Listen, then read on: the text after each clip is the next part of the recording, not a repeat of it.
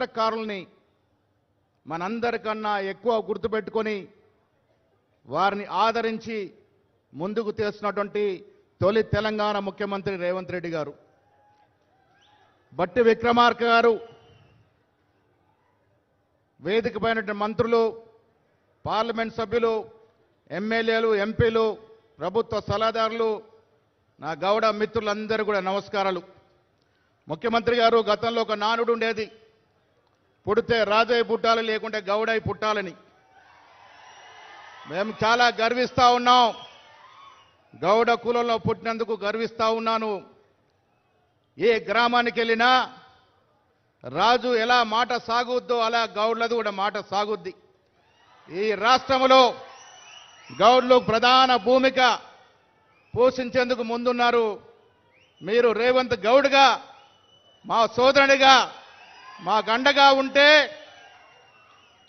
వచ్చేసారి కాదు, మా గౌడ్లు తలుచుకుంటే మరో 5 సార్లు ఈ రాష్ట్రంలో ప్రభుత్వం ఏర్పడుతుంది.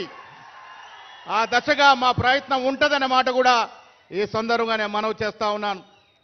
సర్వాయి పాపన్న మహావీరుడు 100 ఏళ్ల క్రితం శాస్త్రం సంకేతం లేని రోజున ఒక బీద కుటుంబంలో పుట్టి గోల్కొండ గడిని జయించినాడంటే ఆయన వీరత్వము, శూరత్వము, ఆయన ధైర్యం ఇవాళ ఈ విగ్రహం చూసిన ప్రతి వాడికి స్ఫూర్తినిస్తుంది.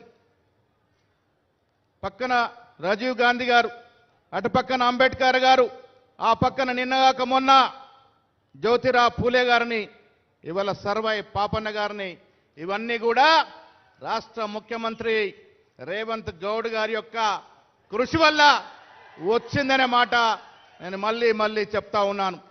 పొన్నం ప్రభాకర్ గారు, నేను, పెద్దలు శ్రీనివాస్ గౌడ్ గారు, మాజీ మంత్రులు అందరం కూడా ట్యాంక్ బండ్ అవతల మేము స్థలం చూస్తే ఒకరోజు రేవంత్ రెడ్డి గారు మమ్మల్ని పిలిచి, సెక్రటరియట్కి వచ్చిన ప్రతివాడు, హైదరాబాద్కు వచ్చిన ప్రతివాడు సర్వాయి పాపను దర్శనం చేసుకోవాలంటే ఈ స్థలంలో పెట్టండి అని. ఇప్పుడు పెట్టిన స్థలం రాష్ట్ర ముఖ్యమంత్రి రేవంత్ రెడ్డి గారు చూపించిన స్థలం. హైదరాబాద్కు వచ్చే ప్రతి వారికి సర్వాయి పాపను చూసే అవకాశం వస్తుంది, స్ఫూర్తి పొందే అవకాశం వస్తుంది. ఇలా విగ్రహాలు పెట్టుకుంటామంటే ప్రతి సంవత్సరం దండలేయడానికి కాదు, సర్వాయి పాపను చూసిన ప్రతిసారి మనలో ఉన్నటువంటి ధైర్యము, శైర్యము, వీరత్వము ముందుకు వస్తుందనే మాట ఈ సందర్భంగా మనవి చేస్తా ఉన్నాను. ముఖ్యమంత్రి గారికి విన్నపం, గౌడ జాతి పెద్ద సంఖ్యలో ఉంది. కళ్ళు వృత్తి, మీరైతే విస్కీ బ్రాండీ తాగరు. ముఖ్యమంత్రి గారు మీరైతే విస్కీ బ్రాండీ తాగరు. కళ్ళు తాగండి, కళ్ళు రుచి చూడండి.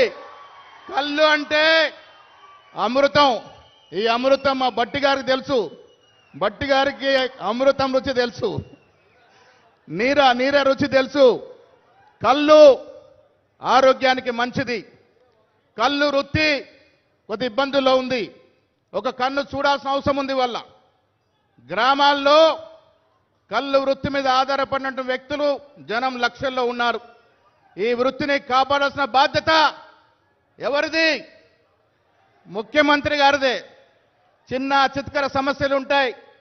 శస్త్రసఖ్యత పెరిగింది.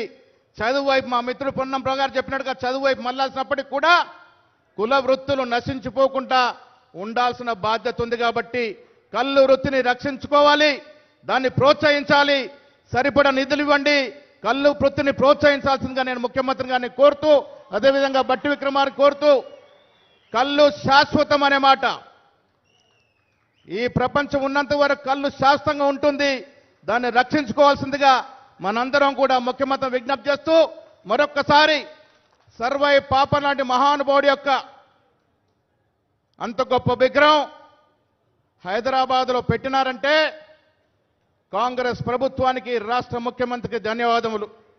పోయిన ప్రభుత్వం ఏ బహుజనుని గుర్తు చేయలే, ఏ దళితుని విగ్రహం పెట్టలే,